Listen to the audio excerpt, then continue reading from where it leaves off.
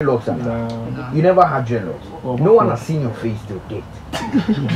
Are they? You know one, Yeah, but I'm a couple. Are they? More. Some like branding, but yet branding, there are more than that. There's more than that. Personal reasons. Yeah. Skyface got introduced onto the scene later after all of your came through. Man, like how? What do you think worked for you at Chesen for Beji? Because now you've also become a solid pillar. Say, you can't saka. Yeah. A big thank you to my broski Reggie for pushing me on. Okay. Yeah, I've been a fan of music for long. Yeah, but I was. I can't say I'm sure I need that. Only courage, no? Yeah, courage, you know. Wow. Yeah. So Reggie put you on? Yeah, Reggie for me say, bro, you have this in you, so you can do it. Okay. Yeah, but I know around, I'm recording your review near around that. No, my enemy team. Let me team one, the bro.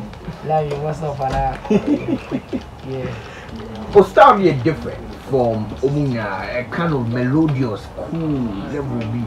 What's your style? How would you define it? Yeah, my style, you say different or something, but a person be my life now. I've always learned to be unique and different. Yeah.